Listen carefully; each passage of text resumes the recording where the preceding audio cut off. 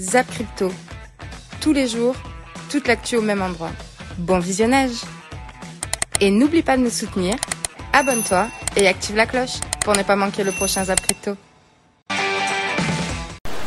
Le Social Index est en fond sur Up, le Crypto Fear and Greed sur Neutre 44 mais déjà en train légèrement de retomber. Les ordres de marché ce matin 9h30 sur une certaine neutralité. Bon, je pense que vous avez tous entendu la news, les États-Unis qui avertissent leurs ressortissants de quitter l'Ukraine au plus vite. Pourquoi? Parce que la Russie pourrait envahir l'Ukraine dans les jours qui viennent. Donc l'heure, elle est vraiment grave. Donc hier, la bourse a baissé. Mais au-delà de la bourse, parce que la bourse est sympa, c'est justement, est-ce que ça ne va pas dégénérer? Est-ce qu'on va pas avoir un gros conflit armé? Cette situation tendue, elle arrange tout le monde d'une certaine manière. Enfin, elle arrange tout le monde. Bien sûr, vous comprenez que ici, je mets vraiment des entre parenthèses. Voilà, j'essaye de pas parler de politique, j'essaye de parler uniquement d'énergie et j'essaye de donner les raisons de ce conflit. Mais quelque part, finalement, un pétrole à $100, la Fed aussi pourra dire, bah regardez, c'est pas nous, c'est une crise énergétique. C'est pas parce qu'on a imprimé 42% de la masse monétaire en plus, c'est-à-dire que 42% des dollars aujourd'hui qui sont en circulation ont été imprimés en 2020 et 2021. C'est pas ça, c'est pas la cause. La cause, c'est la guerre, la crise énergétique, etc. Est-ce qu'il va y avoir une guerre? Pour moi, sincèrement, non. Par contre, il est possible qu'il y ait des intimidations. Il est possible qu'il y ait des petits événements un petit peu tendus qui peuvent, augmenter cette narration. Cette narration-là, elle profite aussi aux oligarches, elle profite à plusieurs personnes. Ensuite, on revient sur Bitcoin au niveau des cycles, très intéressant, les impulsions, les corrections de ce cycle. Bitcoin sont utilisés par l'oscillateur Stablecoin Supply Ratio, prêt pour la prochaine vague. Alors, Stablecoin Supply Ratio, donc c'est par rapport du coup simplement au stablecoin. Et ce qui est intéressant, par rapport au mouvement des stablecoins, on peut plus ou moins savoir comment ça se passe au niveau du cours, les différentes phases de hausse et de baisse qu'on fait. Avec durant la phase 1 ici d'impulsion, hop, les stablecoins, hop, ça remonte et du côté du cours, ça remonte aussi. Pareil, la phase de baisse, avec ça descend, ça descend, ça descend, hop, ça remonte ici, ça remonte du côté du cours. Et du coup, là, pareil, longue phase de baisse depuis mars en fait. Et là, du coup, on pourrait refaire la même chose qu'ici, repartir hop, en phase d'impulsion, une 5e vague, et du coup, avoir une tendance haussière.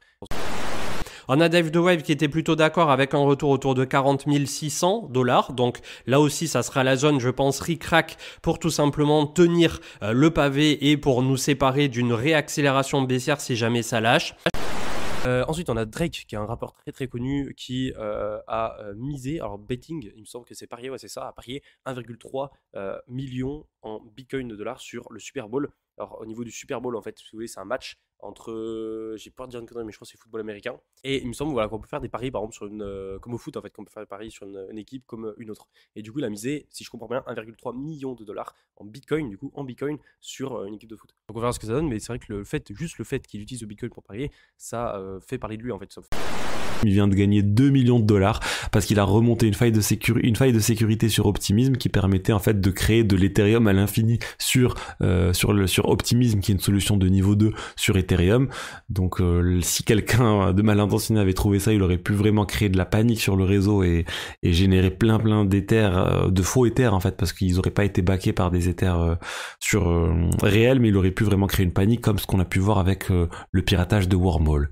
Donc il a été récompensé par 2 millions de dollars et c'est pas n'importe qui ce chercheur, c'est Jay Freeman, c'est Soric pour ceux qui utilisaient des iPhones il y a un certain temps, il y avait un App Store pirate qui s'appelait Cydia, et ben Jay Freeman c'est le créateur de Cydia.